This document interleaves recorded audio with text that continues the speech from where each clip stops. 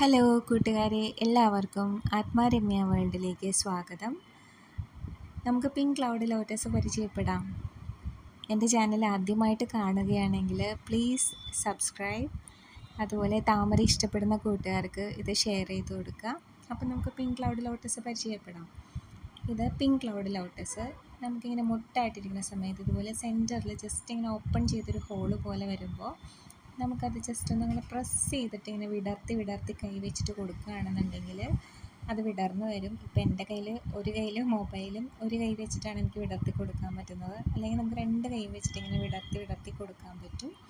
ഇതിപ്പോൾ ചെറിയ പൂവാണ്, ഈ ലോട്ടസിൽ ആദ്യമായിട്ടുണ്ടായ പൂവാണ്. ഇതിപ്പോൾ ഞാൻ പോട്ടോട് കൂടി കൊടുക്കാൻ വേണ്ടിയിട്ട് സെറ്റ് ചെയ്ത് വെച്ചതാണ്. അപ്പോൾ ആദ്യമായിട്ടാണ് ഇതിനകത്ത് പൂ വിരിഞ്ഞത്. അല്ലെങ്കിൽ ഇതിൽ നല്ല വലിയ പൂവായിട്ടുണ്ടാകും. ഇതിലൊത്തിരി എതളുകളുണ്ട് ഇതിൻ്റെ അകത്ത്. അപ്പോൾ നമുക്ക് താമര കുറച്ച് നല്ല കൂടുതൽ എതളുകൾ കാണണമെന്ന് താല്പര്യമുള്ള നല്ല ഇതായിട്ടുള്ളവർക്ക് ഇഷ്ടപ്പെടും. പിങ്ക് ക്ലൗഡ് എന്ന് പറയുന്ന പോലെ ഇതിൻ്റെ എഡ്ജിൽ പിങ്ക് കളറും അകത്ത് പിങ്കായിട്ടുള്ള അതായത് എഡ്ജിൽ ഇച്ചിരി പിങ്ക് കളർ കൂടുതലും സെൻറ്ററിൽ ലൈറ്റ് പിങ്ക് കളറോട് കൂടിയുള്ള ഷെയ്ഡുള്ള ലോട്ടസിനെയാണ് പിങ്ക് ക്ലൗഡ് ലോട്ടസ് എന്ന് പറയുന്നത്. ഇത് എൻ്റെ താമര കളക്ഷനിലെ ഫസ്റ്റ് ലോട്ടസാണ്.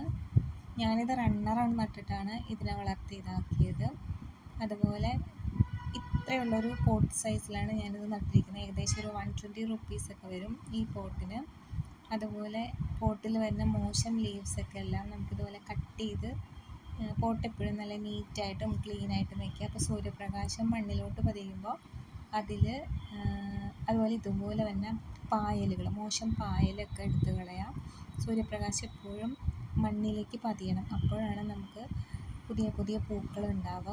അപ്പോൾ എപ്പോഴും മോശം ലേസുകൾ കാണുന്നത് മുഴുവനും കട്ട് ചെയ്ത് പോട്ട് നീറ്റായിട്ട് വയ്ക്കുക.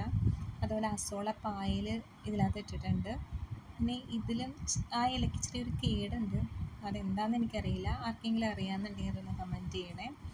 അതുപോലെ ഈ പായലൊക്കെ നീറ്റാക്കി, അതുപോലെ എപ്പോഴും ഫിഷ് ഇടണം, കൊതുക് കൂത്താട്ടികളൊന്നും വരാതിരിക്കാൻ വേണ്ടിയിട്ട് അതെപ്പോഴും ശ്രദ്ധിക്കണം. പിന്നെ നല്ല സൂര്യപ്രകാശമുള്ള എടുത്ത് വയ്ക്കാം, അപ്പോഴാണ് നമുക്ക് കൂടുതൽ പൂക്കൾ കിട്ടുക. പിന്നെ തുടക്കക്കാർക്ക് പറ്റിയ ഏറ്റവും നല്ലൊരു ഓപ്ഷനാണ് പിങ്ക് ക്ലൗഡ് ലോട്ടസ്. എൻ്റെ കളക്ഷനിലെ ഫസ്റ്റ് ലോട്ടസാണിത്. അപ്പോൾ ഈ വീഡിയോ ഇഷ്ടപ്പെട്ടുന്നുണ്ടെങ്കിൽ എല്ലാവരും സബ്സ്ക്രൈബ് ചെയ്യുക, ലൈക്ക് ചെയ്യുക, കമൻറ്റ് ചെയ്യുക. വീഡിയോ കണ്ട എല്ലാവർക്കും താങ്ക് യു.